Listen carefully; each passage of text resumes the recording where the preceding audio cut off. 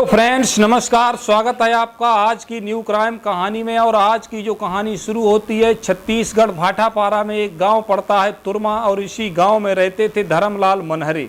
धर्मलाल मनहरे के पास पुश्तैनी ज़मीन थी जिस पर खेती करते थे, और खेती सिर्फ करते नहीं थे बल्कि उनकी गिनती गाँव के साधन संपन्न किसानों में आती थी। उनके परिवार में एक पत्नी, एक बेटा जिसका नाम चंद्रकांत और एक बेटी जिसका नाम आसमा था। बेटा और बेटी दोनों स्कूली शिक्षा प्राप्त करने के बाद भाटापारा स्थित कॉलेज में एडमिशन ले लेते हैं और दोनों के कॉलेज अलग अलग हो जाते हैं। चंद्रकांत का एक दोस्त था दिनेश सेन उर्फ छोटू, जिससे उसकी गहरी दोस्ती थी। दिनेश सेन उर्फ छोटू जो था तुरमा से मात्र 4 किलोमीटर दूर स्थित मिर्गी गांव का रहने वाला था, और उसके परिवार में उसके पिता थे जितेंद्र सेन जो पुश्तैनी काम करते थे। इसके अलावा दिनेश जो था खेती बटाई पे ले लेता था और मजदूरों से काम करवा के अच्छा खासा पैसा कमा लेता था। इधर जो दिनेश सेन जो था वो चंद्रकांत के घर में उसका आना जाना ज़्यादा लगा रहता था, और इसी दौरान चंद्रकांत की बहन जो थी आसमा, उससे उसका नैन मटक्का हो जाता है। यानी एक दूसरे के प्रति प्यार का इजहार तो नहीं कर पाते हैं, लेकिन आंखों ही आंखों में प्यार हो जाता है। लेकिन एक दिन ऐसा होता है जब ये इंतजार में था कि मुझे कोई मौका मिल जाए तो हम आसमा से अपने प्यार का इजहार कर दें, लेकिन उसे मौका नहीं मिल रहा था। लेकिन वो चाहता तो स्कूल जाते समय रास्ते में प्यार का इजहार कर सकता था, लेकिन दिनेश ये सोचता था अगर रास्ते में हमने प्यार का इजहार किया और किसी ने हमें देख लिया तो हमारी प्रेम कहानी शुरू होने से पहले ही समाप्त हो जाएगी।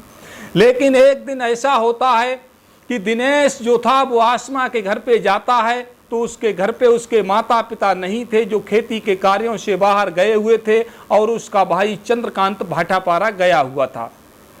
दिनेश सेन को ये मौका सबसे उचित मिलता है तो वो थोड़ी देर तक तो आसमा से इधर उधर की बातचीत करता है। इसके बाद सीधे मुद्दे पर आता है और कहता है कि आसमा, मुझे तुमसे प्यार हो गया है, क्या तुमको भी मुझसे प्यार है? तो आसमा कहती तो कुछ नहीं है, सिर नीचे झुका लेती है, और अपनी पक्की फर्श थी वो अपने अंगूठे से खुरचने की नाकाम कोशिश करने लगती है। तो दिनेश सेन चिंतित हो जाता है और उसका हाथ पकड़ लेता है आसमा का और कहता है, आसमा, क्या तुम्हें मुझसे प्यार नहीं है? तो आसमा कहती है, हाँ, मुझे भी तुमसे प्यार है। और इस तरह से दोनों एक दूसरे से प्यार का इजहार करते हैं और उन दोनों की प्यार कहानी शुरू हो जाती है। दोनों एक दूसरे से मिलने जुलने लगते हैं, एक दूसरे को किस भी करने लगते हैं, आलिंगन करने लगते हैं, प्रेम जो है एक दूसरे पर बरसाने लगते हैं। एक दिन ऐसा होता है कि दिनेश सेन आसमा को फ़ोन करता है कि आसमा, अपने घर वालों से कोई ठोस बात बता के आना, हम 4 घंटे के लिए एक जगह चल रहे हैं। तो आसमा अपने घर वालों से कहती है कि पिताजी, हम पड़ोस के गांव में जो हमारी सहेली रहती है वहां जा रहे हैं, हमें आने में 3-4 घंटे लग जाएंगे, ढूंढने की कोशिश मत करना, हम खुद ही आ जाएंगे। तो आसमा वहां से निकल पड़ती है, जहां पर दिनेश से मिलने का इंतजार करती थी वहीं पर जाकर के बैठ जाती है, और 5 से 7 मिनट में दिनेश सेन उर्फ छोटू मोटरसाइकिल लेकर के आ जाता है और आसमा को अपनी मोटरसाइकिल पर बिठा लेता है और मोटरसाइकिल को दौड़ा देता है। तो आसमा पूछती है कि दिनेश, हम कहाँ चल रहे हैं? तो दिनेश बताता है कि हम सिनेमा हॉल में एक पिक्चर लगी है, टाइगर जिंदा है, जो कि सलमान खान और कैटरीना कैफ द्वारा अभिनीत है, उसी को देखने चलेंगे। आसमा की भी इच्छा थी कि वो मूवी देखें, और दोनों वहाँ से चल देते हैं और जाकर के सिनेमा हॉल में पहुँचते हैं। तो बालकनी को 2 टिकट कटाते हैं, और टिकट कटवाने के बाद मोटरसाइकिल जमा कर देते हैं, उसकी पर्ची कटवा लेते हैं, और जब अंदर जाकर के देखते हैं तो उनको दिखाई देता है कि प्रचार चल रहा है और पूरा हॉल खाली है। हालांकि उन्होंने टिकट तो बालकनी के लिए थे, लेकिन कोई भी कहीं भी बैठ जाता, कोई दिक्कत नहीं थी। तो आसमा और दिनेश दोनों बैठ जाते हैं और कुछ ही देर में फिल्म चालू हो जाती है। दोनों फिल्म देखने लगते हैं, और फिल्म जब देखी जाती है, शुरू होती है, तो लाइट्स ऑफ कर दिए जाते हैं। लाइट्स ऑफ कर दिए जाते हैं तो दोनों जो है बैठ जाते हैं, और आसमा से छेड़छाड़ करना सोनू जो है वो शुरू कर देता है। छोटू के छेड़छाड़ से आसमा परेशान होती है और कहती है कि तुमने वायदा किया था रास्ते में मुझसे छेड़छाड़ नहीं करोगे। तो वो कहता है, कहाँ, मैं सिर्फ हाथ ही तो पकड़ रहा हूँ, और ये हाथ तो मुझे जीवन भर के लिए पकड़ना है, तो क्या दिक्कत है? ये सुनकर के आसमा भी कुछ नहीं कहती है, तो वो भी सोचती है कोई बात नहीं, करने दो, आखिर प्रेमी है, हमारा होने वाला पति है। धीरे धीरे इंटरवल हो जाता है, तभी दोनों अलग अलग हो जाते हैं और जाकर के थोड़ा नाश्ता करते हैं, और नाश्ता करने के बाद दोबारा हॉल में पिक्चर चालू होती है तो बैठ जाते हैं। जैसे ही अंधेरा होता है तो दिनेश आसमा की छाती को पकड़ने का प्रयास करने लगता है, क्या पकड़ने लगता है, कभी जांघों को सहलाने लगता है, कभी चुम्मा चाटी करने लगता है। आखिर आसमा भी कुछ नहीं कहती है, वो भी यही सोचती है आखिर मैं मना भी करूंगी तो ये प्रेमी कहाँ मानने वाला है। इस तरह से दोनों फिल्म देखने के बाद जब फिल्म समाप्त होती है, वहाँ से बाहर निकलते हैं तो देखते हैं लगभग 6:30 बज चुके थे और बादल जो थे वो आकाश में घिरे हुए थे। जब वो आए थे तो मौसम बिल्कुल साफ था, आखिर बरसात का मौसम था। तो दोनों मोटरसाइकिल पर बैठते हैं और स्पीड से मोटरसाइकिल छोड़ देते हैं, वहाँ से भाग खड़े होते हैं। तब तक बिजली तेजी से कड़कने लगती है और पानी भी तेजी से बरसने लगता है। तभी दोनों को ठंडक महसूस होती है और जाते जाते रास्ते में उनको एक झोपड़ी दिखाई देती है। तो वो आसमा से कहता है कि आसमा क्यों न पानी बरसने तक हम इस झोपड़ी में रुक जाएं। तो आसमा भी कहती है और कोई उपाय भी नहीं है, इससे अच्छा है कि हम यहीं छिपकर बैठें थोड़ी देर। तो आसमा और दिनेश दोनों झोपड़ी में जाकर के बैठ जाते हैं और दिनेश अपनी मोटरसाइकिल को छिपा करके खड़ा कर देता है, क्योंकि वो मन में सोचता है कहीं ऐसा न हो कुछ गलत लोग देख लें और देख करके यहाँ जवान लड़की को परेशान करें या उसके साथ बलात्कार भी कर सकते हैं, कोई बड़ी बात नहीं है। इसलिए वे मोटरसाइकिल को झोपड़ी के पीछे छिपा देता है और दोनों जाकर के बैठ जाते हैं। तो देखता है कि आसमा के वस्त्र जो थे वो पूरी तरह से भीग चुके थे, उसके शरीर के जो अंग थे वो अपारदर्शी हो गए थे, दिखाई देने लगे थे, जिससे जो छोटू था उसके दिमाग में गर्मी बढ़ने लगती है। तो वो आसमा से कहता है आसमा ये कपड़े निकाल दो, तुम्हारे निचोड़ कर डाल दें और जब सूख जाएं तब पहन लेना, जब चलेंगे तब तक कुछ सूख जाएंगे। तो आसमा मना भी करती है लेकिन वो नहीं मानता है और उसको तख्त एक पड़ा हुआ था झोपड़ी में, उसी पर बिठा देता है और अपने आप पहल करके आसमा के कपड़े निकाल लेता है। अब आसमा सिर्फ अंग वस्त्रों में रह गई थी और कपड़ों को टांग देता है जहाँ पर एक रस्सी थी। इस तरह से वो वहीं तख्त पर बैठ जाता है और बैठकर आसमा के होठों पे अपने होठ लगा देता है, चुम्मा चाटी करने लगता है, पूरे शरीर को रगड़ने लगता है, मलने लगता है, एक दूसरे में घुल मिल जाते हैं। धीरे धीरे बात यहाँ तक आती है कि दोनों सेक्स करने के लिए तैयार हो जाते हैं और दोनों शारीरिक संबंध बनाने लगते हैं। शारीरिक संबंध बनाने के बाद दोनों खड़े होते हैं और अपने अपने कपड़े पहनकर वहाँ से निकल पड़ते हैं। इसके बाद दिनेश सेन उर्फ छोटू आसमा को ले जाकर के उसके गांव के किनारे छोड़ देता है और खुद अपने गांव में चला जाता है। तो आसमा के पिताजी पूछते हैं तुमने बहुत देर कर दी। तो आसमा कहती है पानी बरसने लगा था। आखिर आसमा के पास एक अच्छा बहाना भी मिला था, तो बताती है कि वहाँ से मुझे देर हो गई, जल्दी जल्दी आने की कोशिश की, फिर भी मैं भीग गई।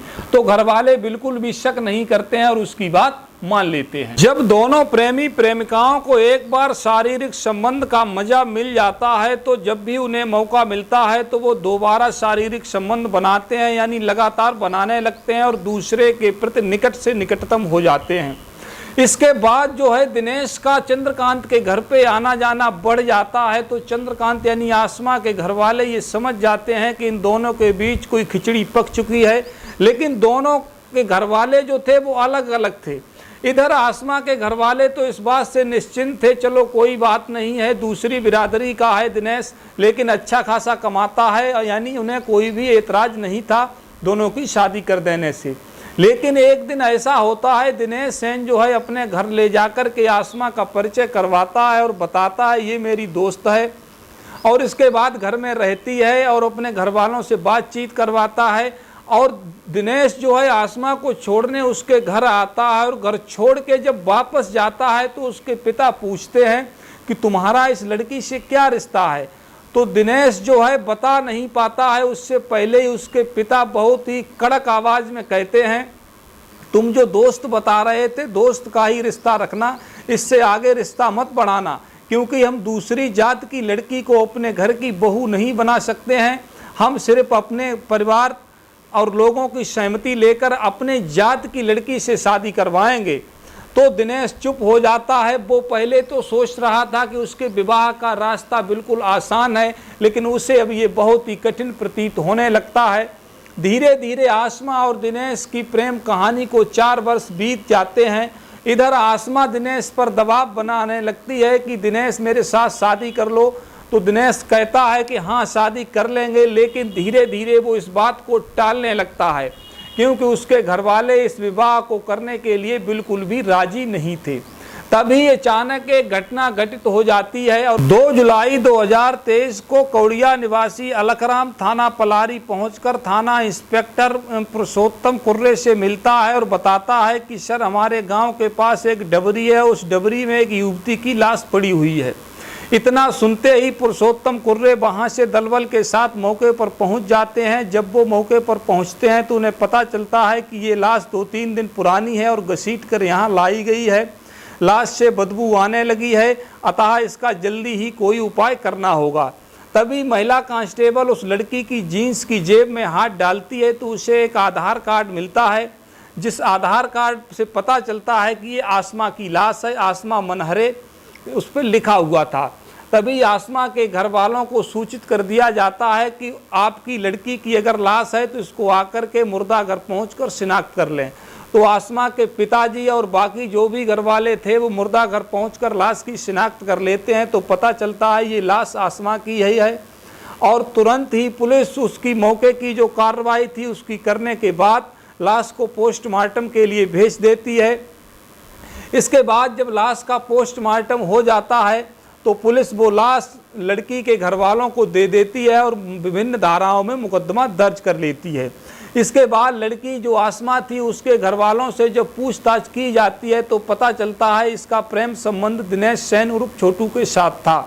तो पुलिस तुरंत ही जाकर के दिनेश सेन उर्फ छोटू को उठा लेती है और उससे थोड़ी सी बातचीत होती है। तो दिनेश सेन उर्फ छोटू अपना सारा जो भी जुर्म किया था वो कबूल कर लेता है और बताने लगता है कि सर 29 जून 2023 को मुझे आसमा फ़ोन करती है और कहती है कि तुरंत आ जाओ, जहाँ कहीं भी हो हमें रायपुर चलना है।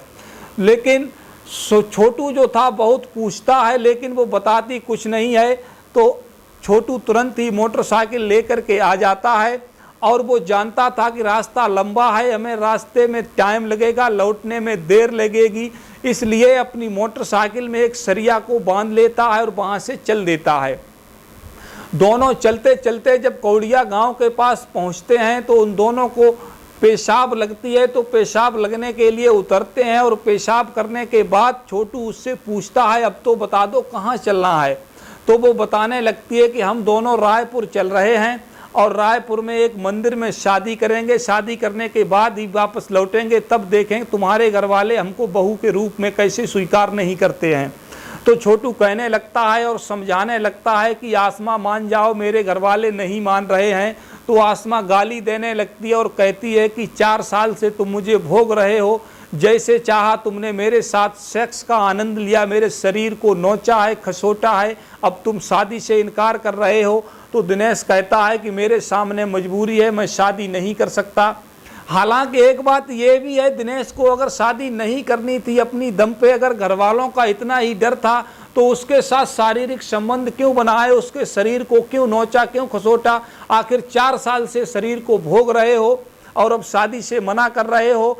जब दिनेश ज़्यादा मना करता है तो आसमा उसको माँ बहन की गाली देने लगती है और दोनों में झगड़ा शुरू हो जाता है। और झगड़ा शुरू होने के बाद आखिर यहाँ तक बात आ जाती है कि दिनेश सिंह उर्फ दिनेश जो छोटू नाम का लड़का था वो अपनी मोटरसाइकिल से सरिया निकालता है और सरिया निकाल करके आसमा के सिर पर बार पे बार करने लगता है और आसमा को मौत के घाट उतार देता है। इसके बाद वहाँ से कढ़ेल कर वहाँ से ले जाकर के एक पड़ोस में डबरी थी वहीं पर डाल देता है। इस तरह से छोटू अपना जुर्म कबूल कर देता है। तो पुलिस उसको अदालत में पेश करती है, इसके बाद उसे जेल भेज दिया जाता है।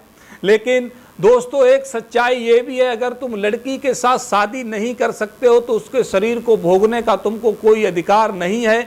और लड़कियां भी होशियार हो जाएं, शादी से पहले किसी के साथ शारीरिक संबंध बनाना गलत है और किसी को बनाना भी नहीं चाहिए, वरना पता नहीं इसका अंत कहाँ होता है, हम कुछ नहीं कह सकते। आखिर ऐसा युग चल रहा है, सावधान।